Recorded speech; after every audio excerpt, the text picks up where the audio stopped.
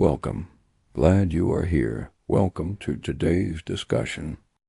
What is it that truly makes us human, distinguishing us from every other creature on this planet?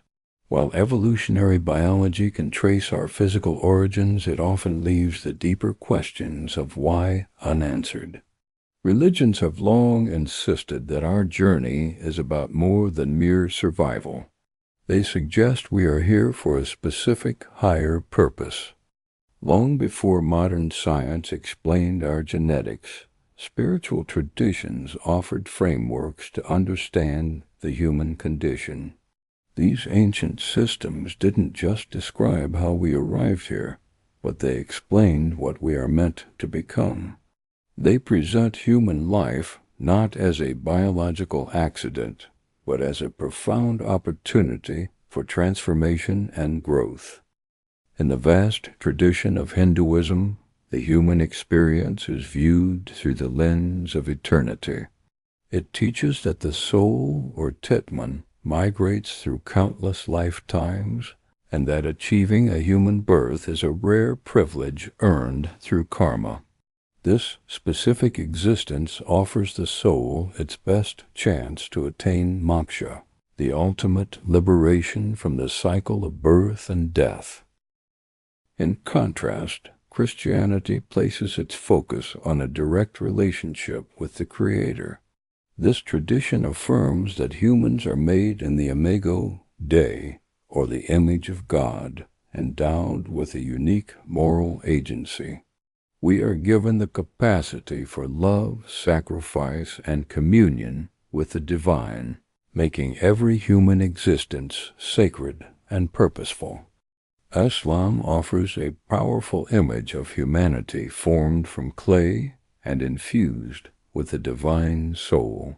Humans are appointed as Khalifa or stewards of the earth, entrusted by the Creator with the heavy responsibilities of justice, compassion, and worship. This view emphasizes that our lives are a divine trust, defined by ethical responsibility and submission to a higher will. Buddhism offers a slightly different view by denying the existence of a permanent soul, yet it still reveres human birth as uniquely favorable. It teaches that only humans possess the perfect balance of suffering and awareness required to transcend Samsara, the cycle of rebirth. Unlike theistic traditions, this path centers on mindfulness and ethical living, rather than a divine origin story. Despite their theological differences, all four major traditions converge on a single, powerful insight. They agree that to be human is to be entrusted with the possibility of awakening, service, and transcendence. Human life is the threshold where consciousness fully awakens, ethics emerge, and the spiritual journey truly begins. This transition from animal being to human being is marked by a shift from reaction to intention. Unlike animals, who are largely driven by the instincts of hunger, fear, and reproduction, humans possess the extraordinary ability to reflect and choose. We are not just surviving. We are imagining, planning, and searching for meaning in our actions. This capacity for reflection allows empathy to become our moral compass.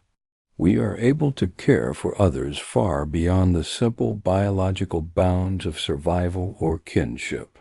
Religions across the world interpret this ability not just as a psychological trait, but as a divine gift or a karmic reward that elevates our existence.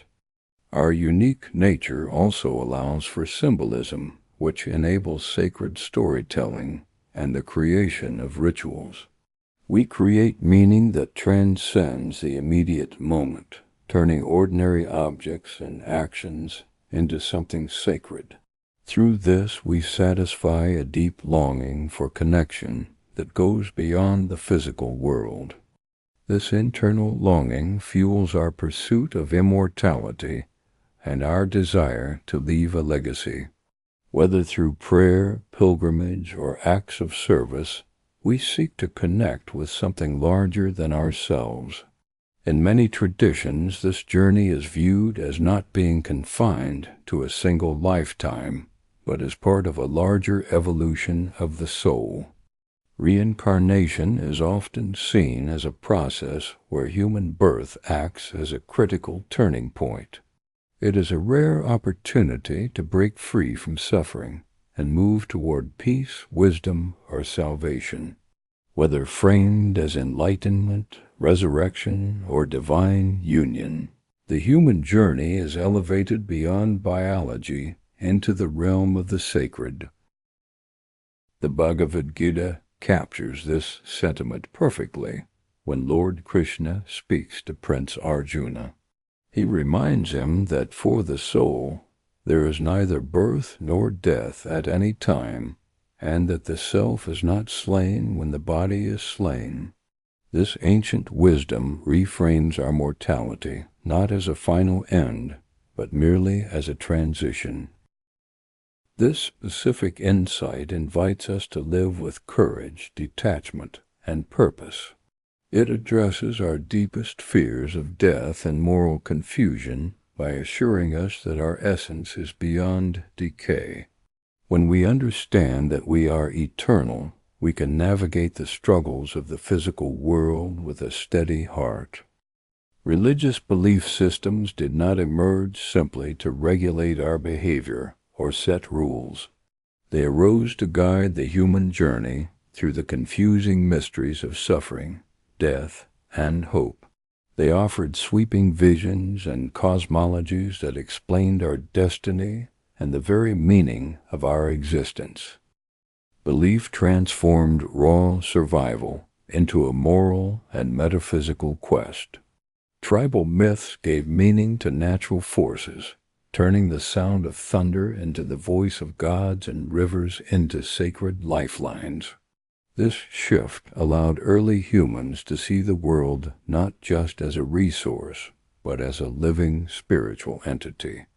Sacred scriptures eventually codified these ethical teachings, offering clear paths to salvation or divine favor. Rituals and symbols from fire ceremonies to fasting helped communities embody these values and remember essential truths. Religion became a scaffold that allowed humans to move from fear to meaning and from chaos to order. Even today, we live in a constant tension between two modes of being, the instinctual and the intentional. On one side lies our animal instinct, driven by survival, territory, and reaction. On the other side stands our human capacity for reflection, marked by the search for meaning and ethics. Religious belief helps us navigate this difficult tension between the earth and the infinite. It reminds us that while we are born of the earth, we are drawn toward the stars. We are not merely consumers of experience. We are creators of meaning and seekers of truth. Through sacred stories and moral teachings, religion elevates our instincts into insight. It offers a compass when our baser instincts pull us toward fear or dominance, guiding us instead toward compassion. In this way, belief becomes a roadmap that honors our earthly origins while pointing us toward transcendence. When we look at specific themes like peace and prosperity, different traditions offer unique gateways. Buddhism teaches that peace arises from detachment and mindfulness, a freedom from craving. Here, prosperity is found not in material wealth, but in the richness of ethical living and generosity. In Islam, peace is rooted in submission to God. Indeed, the word Islam itself implies peace through surrender. Prosperity is achieved through justice and charity, known as zakat, while mortality is seen as a temporary phase. The Quran urges believers to live with moral clarity, focusing on the eternal significance of the hereafter. Christianity frames peace as a divine gift that surpasses understanding. Prosperity is viewed as spiritual abundance, expressed through love, grace, and service to others. Mortality is not to be feared but embraced as the threshold to eternal life, symbolized by the victory of resurrection. Despite these theological differences, all three traditions converge on a common thread. They agree that good deeds, moral discipline, and faith are the pathways to transcend fear. They all seek to cultivate lasting peace and prepare the soul for whatever lies beyond this physical existence. As we look forward, we must ask how these beliefs shape our pursuit of prosperity and peace. The Bible asks, "What is man that thou art mindful of him?" reflecting the awe of our spiritual significance.